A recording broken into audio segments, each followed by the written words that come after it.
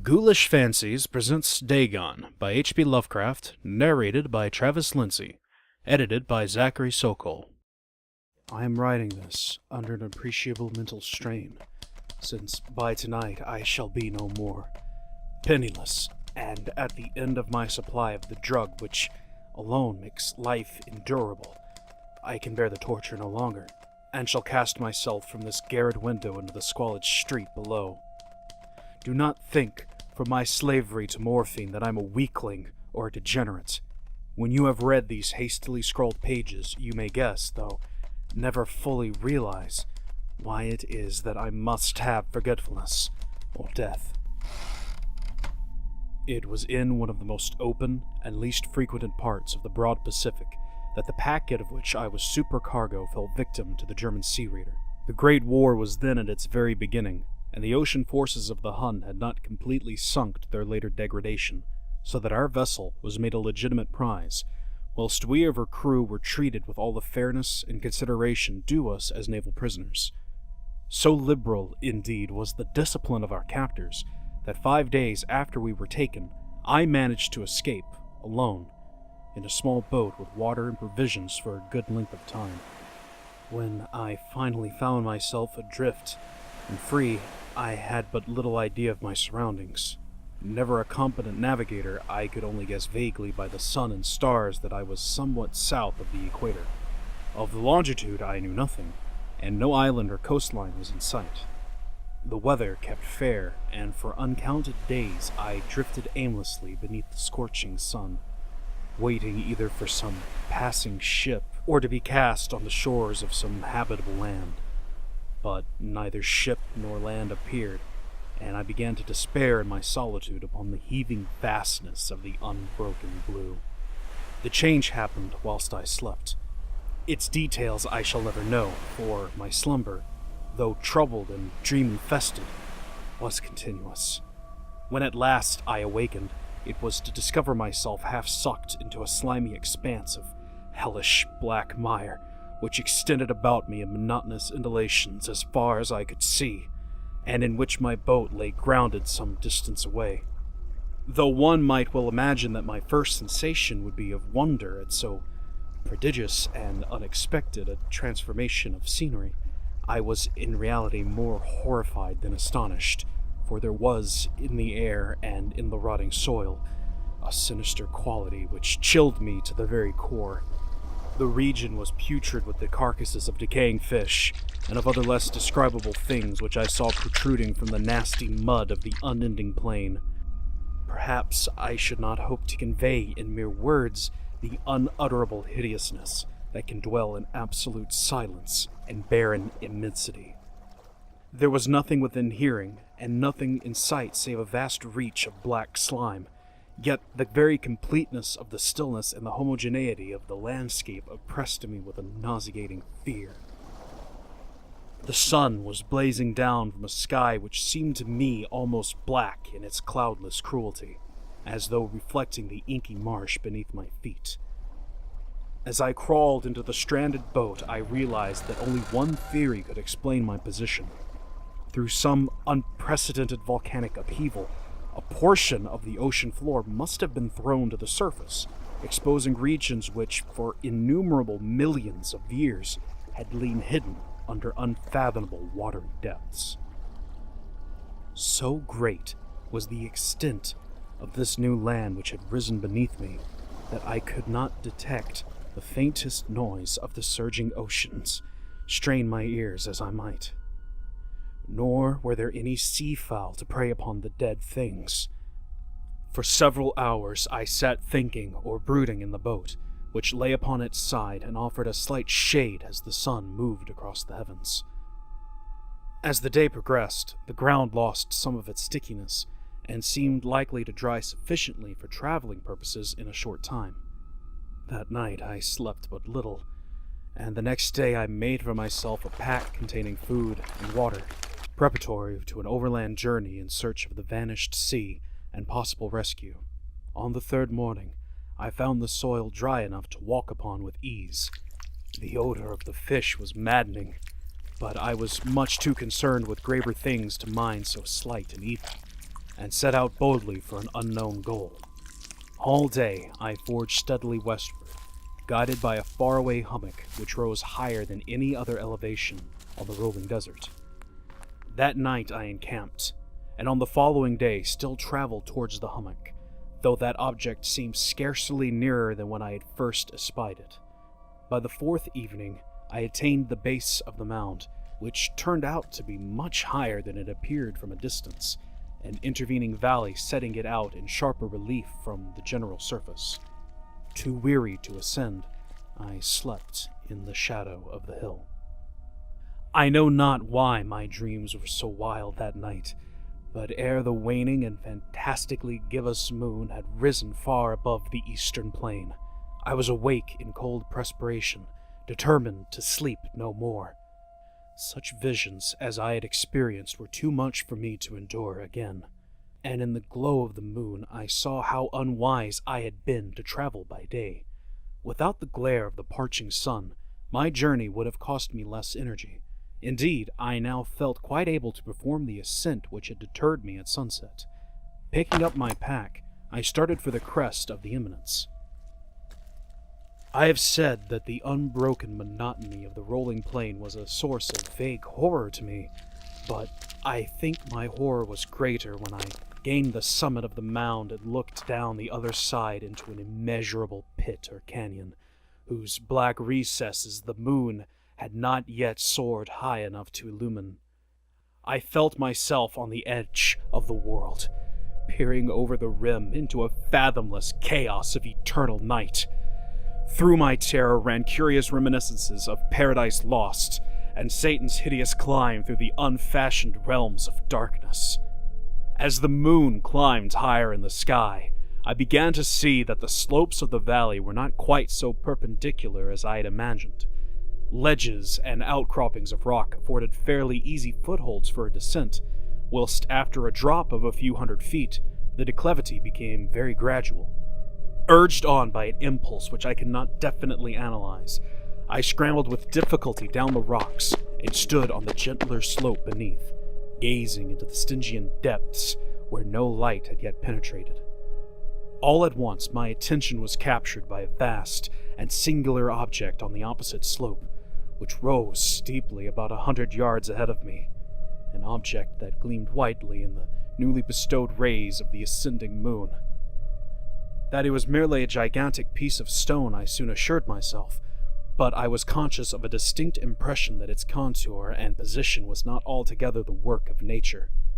A closer scrutiny filled me with sensations I cannot express, for despite its enormous magnitude, and its position in an abyss which had yawned at the bottom of the sea since the world was young, I perceived beyond a doubt that the strange object was a well-shaped monolith whose massive bulk had known the workmanship, and perhaps the worship, of living and thinking creatures. Dazed and frightened, yet not without a certain thrill of the scientist or archaeologist's delight, I examined my surroundings more closely. The moon, now near its zenith, shone weirdly and vividly above the towering steeps that hemmed in the chasm, and revealed the fact that a far-flung body of water flowed at the bottom, winding out of sight in both directions, and almost lapping my feet as I stood on the slope. Across the chasm, the wavelets washed the base of the cyclopean monolith, on whose surface I could now trace both inscriptions and crude sculptures. The writing was in a system of hieroglyphics unknown to me, and unlike anything I had ever seen in books, consisting for the most part of conventionalized aquatic symbols such as fishes, eels, octopi, crustaceans, mollusks, whales, and the like. Several characters obviously represented marine things which are unknown to the modern world, but whose decomposing forms I had observed on the ocean-risen plain. It was the pictorial carving, however, that did most to hold me spellbound. Plainly visible above the intervening water on account of their enormous size was an array of bas-reliefs whose subjects would have excited the envy of a Dore. I think that these things were supposed to depict men, at least a certain sort of men, though the creatures were shown disporting like fishes in the waters of some marine grotto, or paying homage at some monolithic shrine which appeared to be under the waves as well. Of their faces and forms I dare not speak in detail, for the mere remembrance makes me grow faint. Grotesque, beyond the imagination of a Poe or a Bulwer, they were damnably human in their general outline, despite webbed feet and hands, shockingly wide and flappy lips, glassy, bulging eyes, and other features less pleasant to recall. Curiously enough, they seemed to have been chiseled badly out of proportion with their scenic background, for one of the creatures was shown in the act of killing a whale, represented as but little larger than himself. I remarked, as I say, their grotesqueness and strange size, but in a moment decided that they were merely the imaginary gods of some primitive fishing or seafaring tribe, some tribe whose last descendant had perished eras before the first ancestor of the Piltdown man or Neanderthal man was born. Awestruck at this unexpected glimpse into a past beyond the conception of the most daring anthropologist, I stood musing whilst the moon cast queer reflections on the silent channel before me. Then suddenly, I saw it, with only a slight churning to mark its rise to the surface. The thing slid into view above the dark waters. Vast, Polyphemus-like and loathsome, it darted like a stupendous monster of nightmares to the monolith, about which it flung its gigantic scaly arms. All the while it bowed its hideous head and gave vent to certain measured sounds. I think I went mad then. Of my frantic ascent of the slope and cliff, and of my delirious journey back to the stranded boat, I remember little. I believe I sang a great deal, and laughed oddly when I was unable to sing. I have indistinct recollections of a great storm some time after I reached the boat. At any rate, I knew I heard the peals of thunder, and other tones which nature utters only in her wildest moods.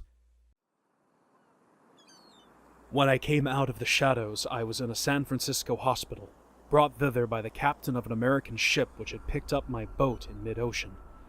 In my delirium I had said much, but found that my words had been given scant attention. Of any land upheaval in the Pacific, my rescuers knew nothing, nor did I deem it necessary to insist upon a thing which I knew they could not believe. Once I sought out a celebrated ethologist, and amused him with peculiar questions regarding the ancient Philistine legend of Dagon, the fish god, but soon perceiving that he was hopelessly conventional, I did not press my inquiries. It is at night, especially when the moon is gibbous and waning, that I see the thing. I tried morphine, but the drug has given only transient surcease, and has drawn me into its clutches as a hopeless slave. So, now I am to end it all, having written a full account for the information or the contemptuous amusement of my fellow men. Often I ask myself if it could not have all been a pure phantasm, a mere freak of fever as I lay sun-stricken and raving in the open boat after my escape from the German man-of-war.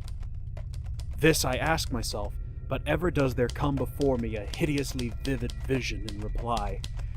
I cannot think of the deep sea without shuddering at the nameless things that may at this very moment be crawling and floundering on its slimy bed, worshipping their ancient stone idols, and carving their own detestable likenesses on submarine obelisks of water-soaked granite. I dream of a day when they may rise above the billows to drag down in their reeking talons the remnants of puny, war-exhausted humanity. Of a day when the land shall sink and the ocean floor shall ascend amidst universal pandemonium. The end is near. I hear a noise at the door, as of some immense slippery body lumbering against it. It shall not find me. God, that hand! The window!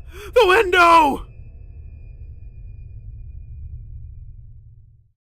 Howdy folks, Zach here, and you guys just listened to another great episode of Ghoulish Fancies. This time you guys got to hear Dagon.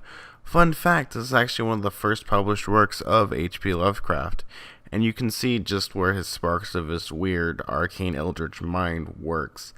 And you get to see a recurring theme of just weird fish people in the stories, and this is one of the inspirations for, Shadow over Innsmouth and the other fish stories. He actually got this from a dream, so that's that little fun fact. But I want to thank you all for listening to this. You guys are the reason why I do this. Your support is amazing. I've been getting a lot of emails dude, how do you find time to read all these weird arcane stories? And I'm just I just have a weird library of just dusty tomes. But also, how do I have time to edit? How do I have time to find actors? Well, it's a process. It's a growing process, and I can't wait to show you guys what I have in store. Actually, I have 3 projects that I'm working on right now. One's another narration. Another one's actually an audio drama. And the third one, well, I'll let you guys know what the third one is when it comes up, but it's in the works. So, thank you guys for watching this. You guys are the reason, this to support, subscribing, commenting, even liking the videos, or pushing whatever weird social media thing you like about it. But yeah, thanks guys for watching this, and listening to this, and just being in the seat of your pants. You guys are the real reason why I do this, and thank you all. You are all a bunch of cool ghoulies. Thank you, and bye.